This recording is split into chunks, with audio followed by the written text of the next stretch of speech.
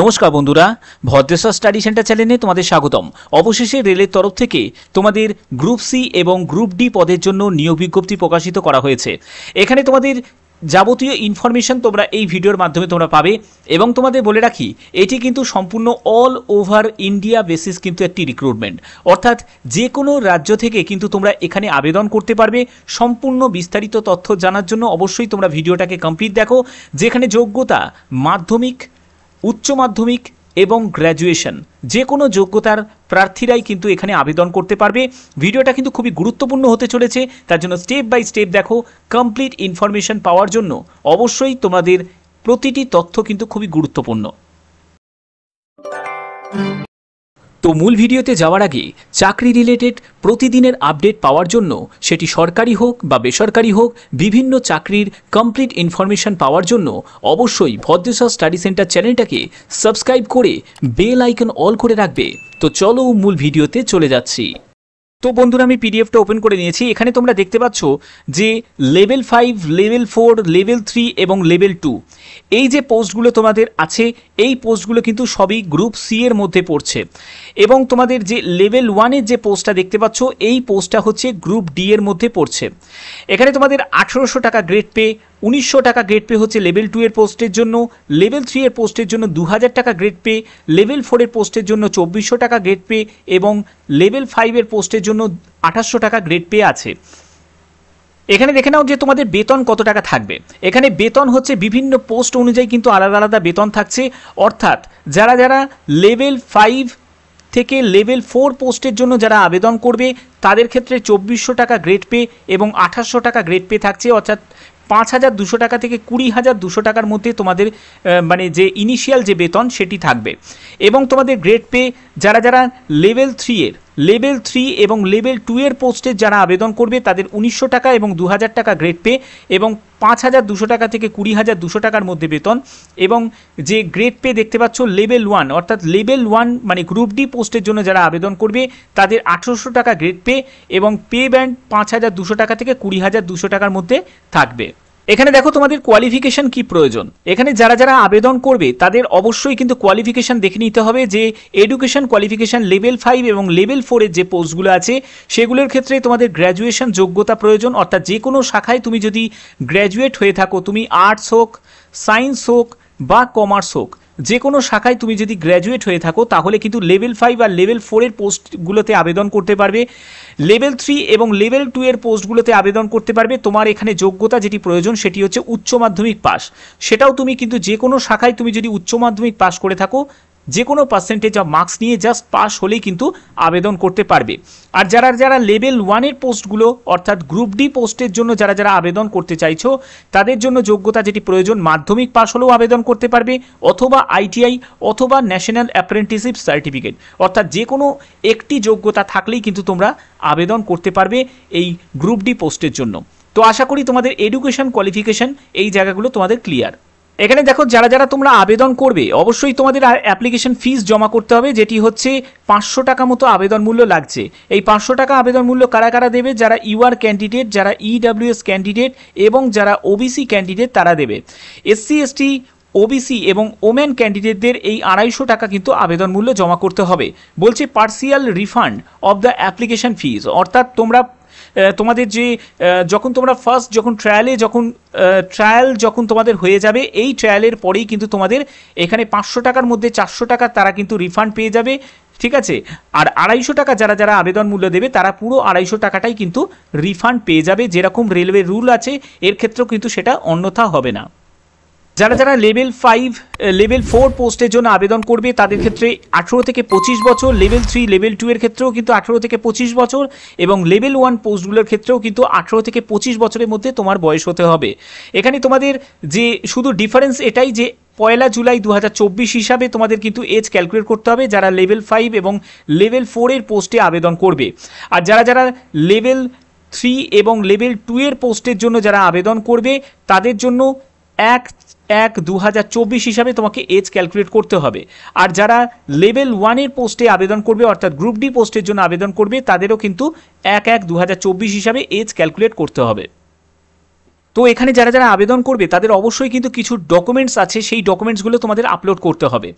এখানে যারা যারা এলিজিবল ক্যান্ডিডেট থাকবে তাদের কিন্তু যে কপি অফ ডকুমেন্টস যদি তুমি আপলোড না করো তাহলে কিন্তু তোমাদের ক্যান্ডিডেচার এখানে রিজেক্ট করে দেওয়া হবে। তো কী কী ডকুমেন্টস লাগছে, তার জন্য তোমাদের মিনিমাম এডুকেশন কোয়ালিফিকেশান, তার মার্কশিট লাগবে, পাস সার্টিফিকেট, এবং তোমাদের যেগুলো নোটিফিকেশানে যা মেনশন আছে সেগুলোকে তোমাকে স্ক্যান কপি করতে হবে। এরপরে হচ্ছে তোমাদের যে সার্টিফিকেট অফ প্রুফ, যেটা রিকগনাইজ স্পোর্টস অ্যাচিভমেন্ট তোমার যেটা আছে সেটা হচ্ছে আফটার 1/4/2021 পরে যাদের স্পোর্টস অ্যাচিভমেন্ট আছে সেই সার্টিফিকেটগুলো তোমাদের এখানে আপলোড করতে হবে। এর পরবর্তী যেটি আছে সেটি হচ্ছে certificate for proof of date of birth, অর্থাৎ ডেট অফ বার্থের প্রুফের জন্য তোমাদের ডেট অফ বার্থের সার্টিফিকেট অথবা তোমরা 10th অ্যাডমিট কার্ড তোমরা দিতে পারো, যে কোনো একটি হলেই কিন্তু চলে যাবে। এরপরে হচ্ছে caste certificate, SC ST OBC যারা থাকবে তাদের কিন্তু রিনিউ করা সার্টিফিকেট তোমাদের আপলোড করতে হবে। এরপরে হচ্ছে ইনকাম সার্টিফিকেট, যারা EBC ক্যান্ডিডেট যাদের 50,000 টাকা মতো তাদের বার্ষিক ইনকাম, তাদের এই EBC সার্টিফিকেট কিন্তু তোমাদের ইনকাম সার্টিফিকেট স্ক্যান করে আপলোড করতে হবে। এরপরে হচ্ছে মাইনরিটি কমিউনিটি সার্টিফিকেট, এরপরে হচ্ছে নো অবজেকশন সার্টিফিকেট, যারা গভর্নমেন্ট বা পাবলিক সেক্টর আন্ডারটেকিং কোনো সংস্থায় বা ব্যাংকে যারা কাজ করছে তাদের উদ্দেশ্যে বলা হচ্ছে, এবং তোমাদের স্ক্যান ফটোগ্রাফ এবং সিগনেচার আপলোড করতে হবে। উইদাউট কোনো অ্যাপ্লিকেশন, তোমাদের যদি কোনো ডকুমেন্টস যদি মিস হয়ে যায় তাহলে কিন্তু তোমাদের এখানে ডাইরেক্ট বলা আছে তোমাদের কিন্তু রিজেক্ট করে দেওয়া হবে। ওকে,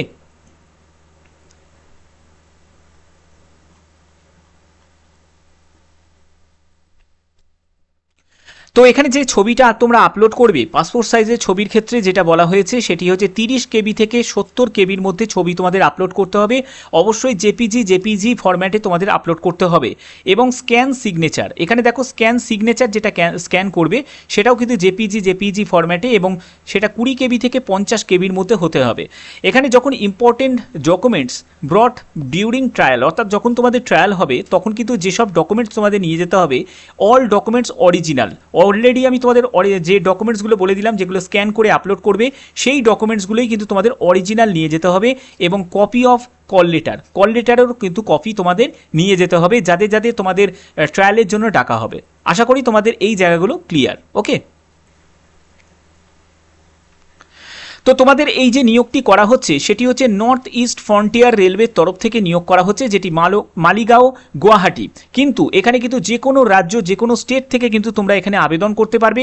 এখানে notification for recruitment against sports quota, অর্থাৎ যে স্পোর্টস ক্যাটাগরি যেটা আছে সেই স্পোর্টস ক্যাটাগরি থেকে তোমাদের এই নিয়োগটি করা হচ্ছে, যেখানে কিন্তু বিভিন্ন ইভেন্ট দেওয়া আছে। দেখো তোমাদের যদি এই যোগ্যতা যদি থাকে, এই খেলাধুলার যদি এই যোগ্যতা থাকে তাহলে অবশ্যই কিন্তু তোমরা আবেদন করতে পারো। এখানে দেখো তোমাদের টেন্টেটিভ ডেট ফর ট্রায়ালস, অর্থাৎ ট্রায়ালসের জন্য তোমাদের 20 জুন থেকে 28 জুন পর্যন্ত তোমাদের কিন্তু ট্রায়াল হবে।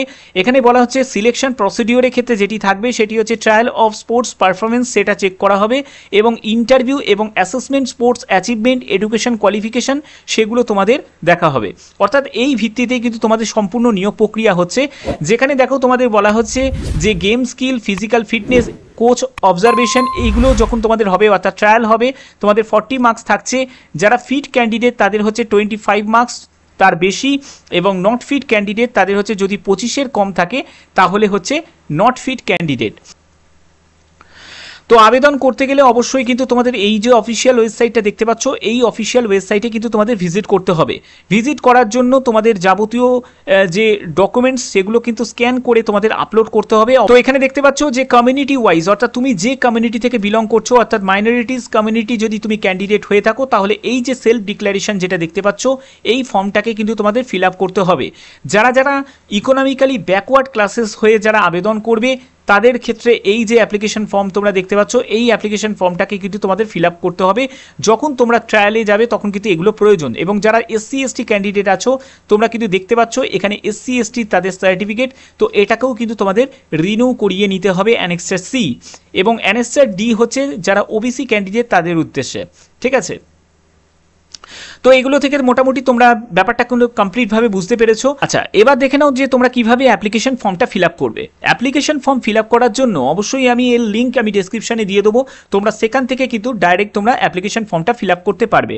এবার দেখো তোমরা কিভাবে ফিল আপ করবে। এর জন্য দেখতে পাচ্ছ রেজিস্টার্ড ইয়োর সেলফ, অর্থাৎ প্রথমে তোমাকে রেজিস্টার করতে হবে।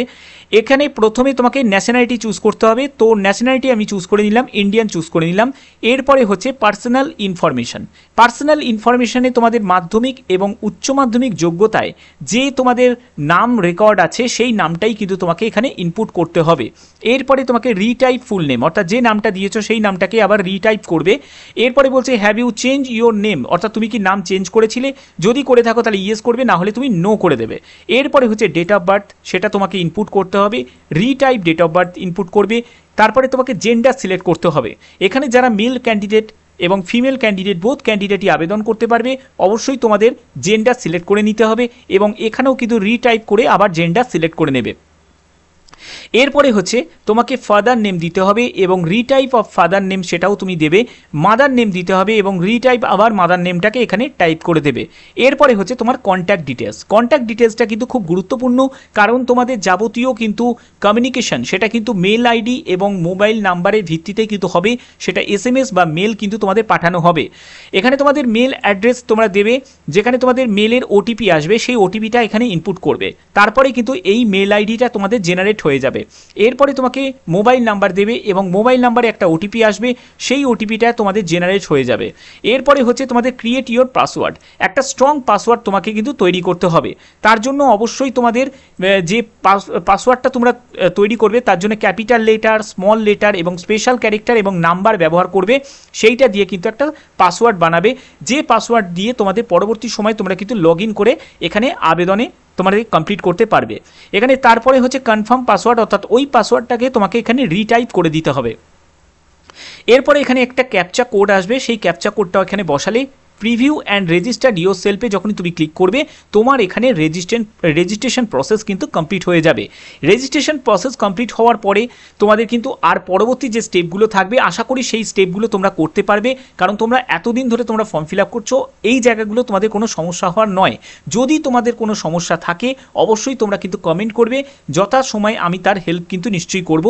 তো আশা করি তোমাদের ভিডিওটার মাধ্যমে যতটুকু ইনফরমেশন ছিল সেই ইনফরমেশনটা তোমাদের দিলাম। যদি তোমরা এখানে আবেদন করতে চাও, যদি তোমাদের এই যোগ্যতাগুলো থাকে, আমি যোগ্যতাগুলো অলরেডি তোমাদের ভিডিওতে বলে দিয়েছি, সেই যোগ্যতার মধ্যে তোমার যদি যোগ্যতা থাকে অবশ্যই তোমরা কিন্তু এখানে আবেদন করতে পারবে। আবেদনের জন্য লাস্ট ডেট হচ্ছে 9 জুন, তার মধ্যে সম্পূর্ণ তোমাদের আবেদনকে কমপ্লিট করতে হবে। তো আশা করি তোমাদের ভিডিওটা ভালো লেগেছে, কারণ ভদ্রেশ্বর স্টাডি সেন্টার সবসময় তোমাদের জন্য বিভিন্ন ধরনের চাকরির ইনফরমেশন প্রোভাইড করে থাকে। যদি ভিডিওটা ভালো লাগে অতি অবশ্যই ভিডিওটাতে একটি লাইক করবে, চ্যানেলটাকে সাবস্ক্রাইব করে বেল আইকন অল করে রাখবে। এখনের মতো এটুকুই, টাটা।